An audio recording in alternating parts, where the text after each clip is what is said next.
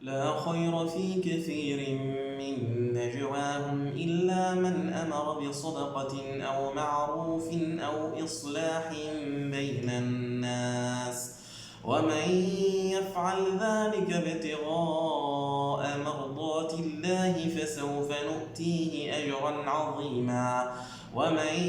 يشاقق الرسول من بعد ما تبين له الهدى ويتبع غير سبيل المؤمنين نوله ما تولى ونصله جهنم وساءت مصيرا إن الله لا يغفر أن يشرك به ويغفر ما دون ذلك لمن يشاء ومن يشرك بالله فقد ضل ضلالا بعيدا إن يدعون من دونه إلا إناثا وإن يدعون إلا شيطانا مريدا لعنه الله وقال لأتخذن من عبادك نصيبا مفروضا ولأضلنهم ولأمنينهم ولآمرنهم فليبتكن آذان الأنعام ولآمرنهم فليغيرن خلق الله ومن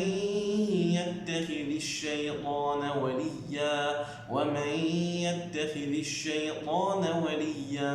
من دون الله فقد خسر خسرانا مبينا يعدهم ويمنيهم وما يعدهم الشيطان إلا غرورا أولئك مأواهم جهنم ولا يجدون عنها محيصا والذين آمنوا وعملوا الصالحات سندخلهم جنات تجري من تحتها الأنهار خالدين فيها أبدا وعد الله حقا ومن أصدق من الله قيلا ليس بأمانيكم ولا أماني أهل الكتاب من يعمل سوءا يجز به ولا يجد له من دون الله وليا ولا نصيرا ومن يعمل من الصالحات من ذكر أو أنثى وهو مؤمن فأولئك يدخلون الجنة ولا يظلمون نقيرا ومن أحسن دينا ممن أسلم وجهه لله وهو محسن واتبع ملة إبراهيم حنيفا واتخذ الله إبراهيم خليلا ولله ما في السماوات وما في الأرض وكان الله بكل شيء محيطا ويستفتونك في النساء قل الله يفتيكم فيهن وما يتلى عليكم في الكتاب في يتامى النساء اللاتي لا تؤتونهن ما كتب لهن وترغبون أن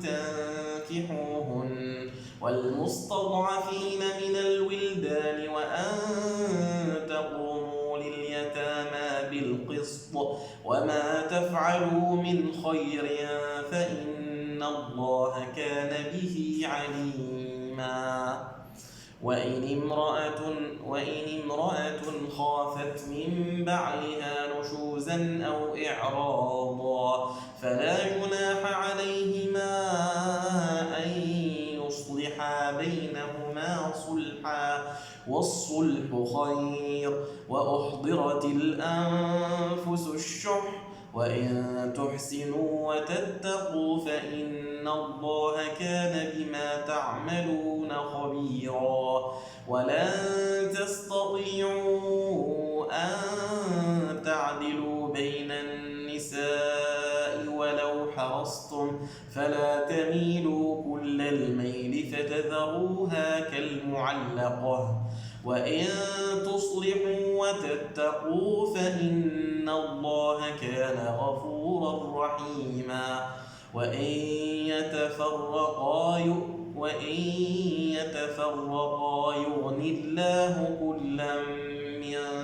سعته وكان الله واسعا حكيما. ولله ما في السماوات وما في الأرض ولقد وصينا الذين أوتوا الكتاب من قبلكم